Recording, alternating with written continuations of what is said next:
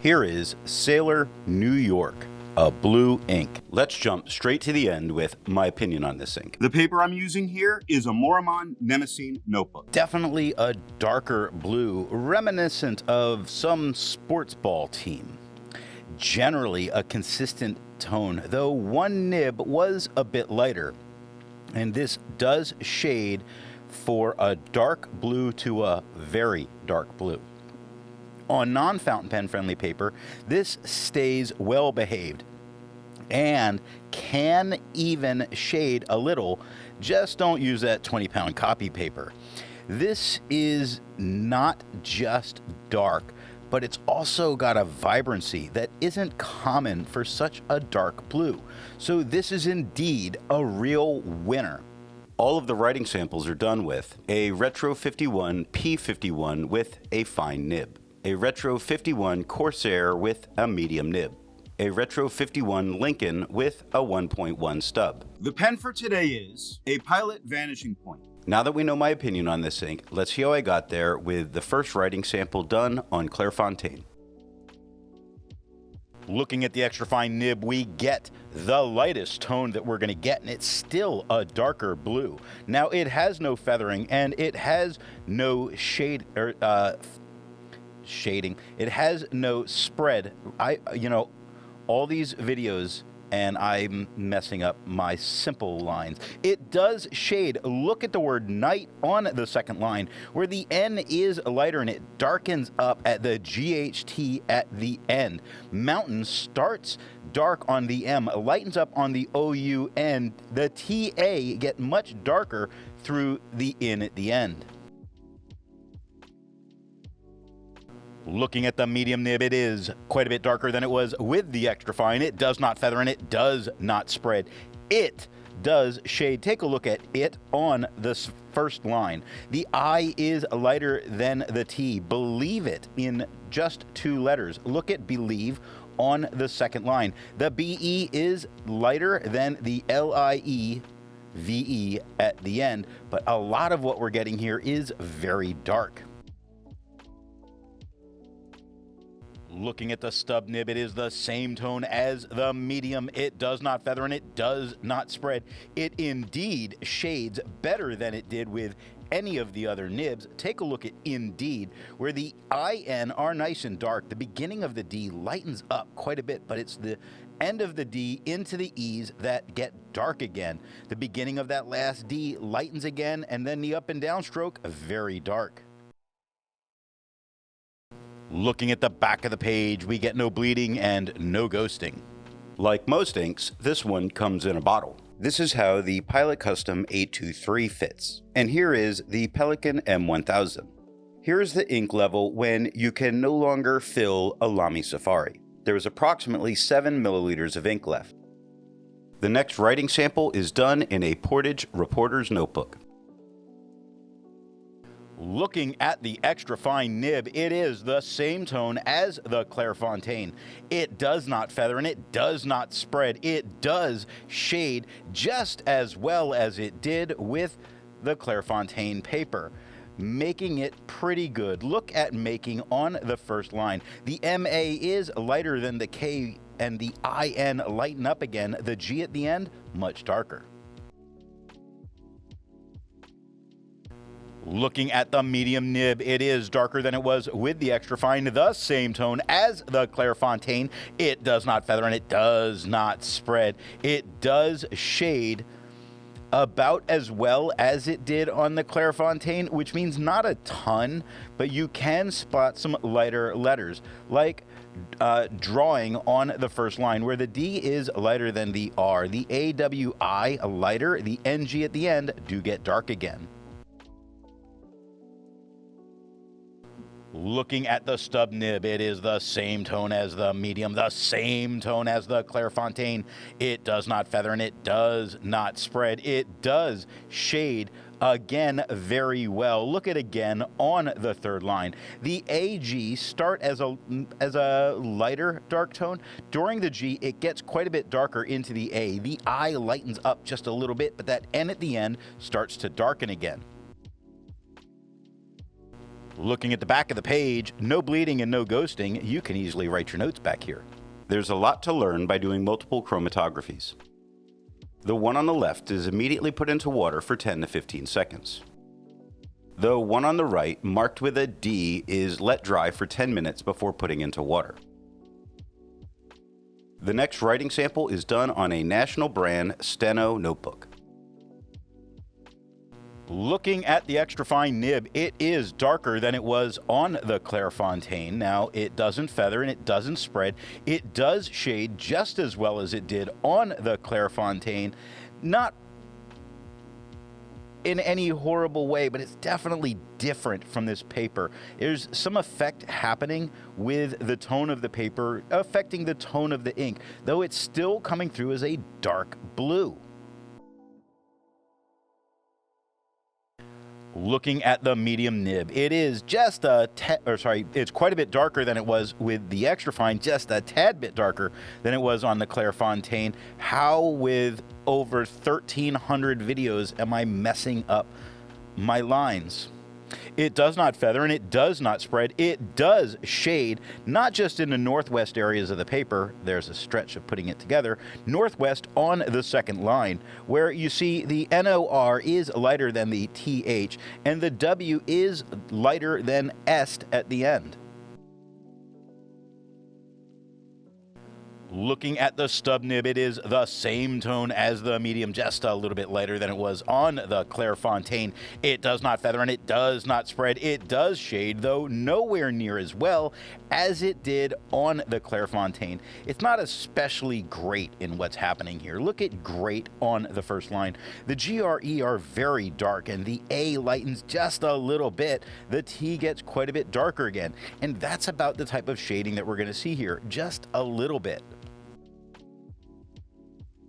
Looking at the back of the page, you can see that you can easily take your notes back here with no ghosting, and it did not bleed to the page underneath.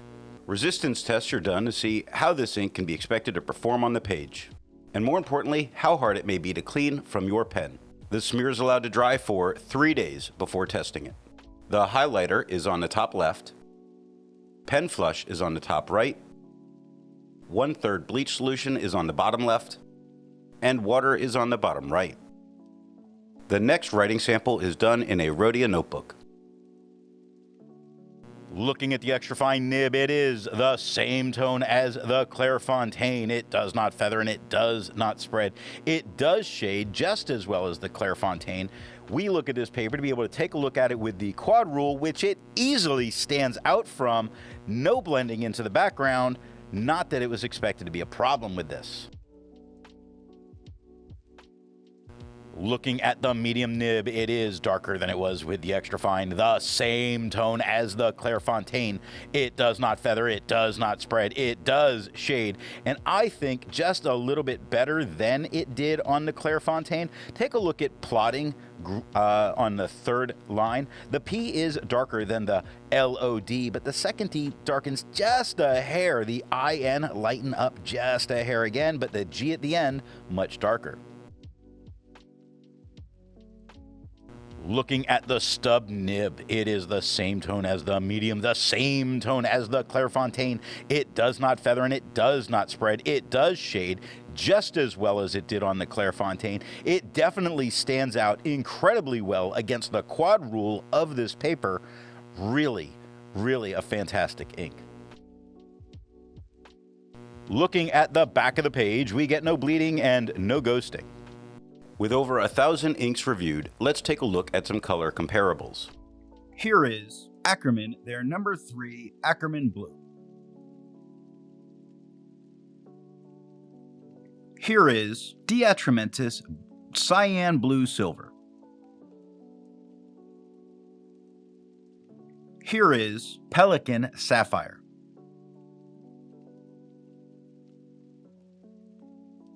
Here is Sailor Kobe number 50 Legend Blue. The next writing sample is done in a composition lab notebook. Looking at the extra fine nib, it is just a little bit lighter and duller than it was on the Clairfontaine. It does not feather and it does not spread. It does shade, though not as well as it did with the Clairfontaine. It does stand out very well against the quad rule. This, if you're a sports ball fan, I totally understand why someone would want to use this ink, not only because of their connection with that, but this is a great ink. Looking at the medium nib, it is darker than it was with the extra fine, just a little bit lighter and duller than it was on the Clairfontaine. It does not feather and it does not spread. It does shade better than it did on the Clairfontaine because it shows a bit lighter in general. Its shading isn't gone. Take a look at Long Vanished on the second line. The LON is lighter, the G darkens up a bit, and on Vanished, the VAN is lighter, the ISHED darken up quite a bit.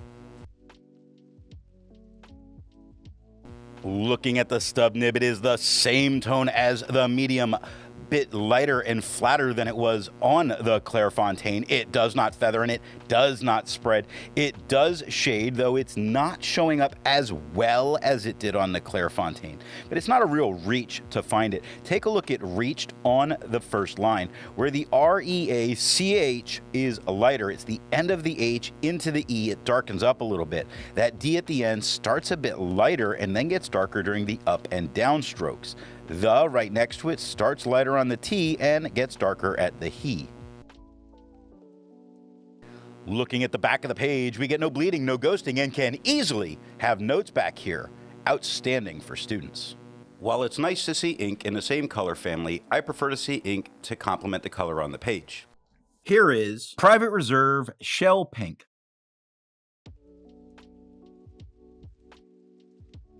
Here is Robert Oster Red Orange. Here is Papier Plume Burgundy. Here is Diatramentis Emma Goldman Gold. The last writing sample is done on 20-pound copy paper.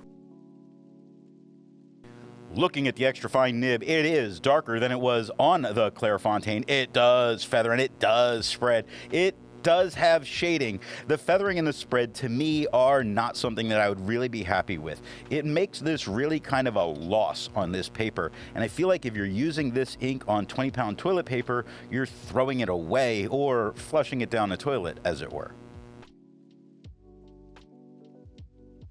Looking at the medium nib, it is a little bit darker than it was with the extra fine, quite a bit lighter than it was on the Clairfontaine. It feathers like you wouldn't believe. It spreads to about a broad. It shades in a couple of spots. It's gross on the page. It's absolutely worth avoiding. Looking at the stub nib, it is the same tone as the medium, lighter than it was on the Clairfontaine. It feathers, it spreads, it doesn't shade, it's gross, it's avoidable.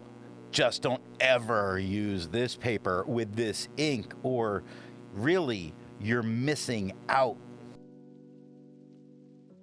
Looking at the back of the page, we can see why that feather and spread was so out of control with how deep this ink gets into the paper so regularly. There's no taking any notes on the back of the page unless you want to destroy both sets. Oh, and nothing bled through to the page underneath, so it's got that going for it. So what nib and pen do I think are going to give the best writing experience with this ink? The paper I'm using here is yellow Rhodia paper. The extra fine is the lightest tone and shades really well, but may not be the best showing for this ink. Now the medium and the stub both looked the same and are much darker, and both still bring very nice shading, though I think the stub did the shading a little bit more. It is more a matter with this ink of what pens not to use. In this case, the extra fine or a dry pen just doesn't give the ink its best look, though it is still very nice. It is any other pen from a medium to wet flow that will really bring you the feel that this ink is a real winner in the darker, vivid tones that it puts on the page.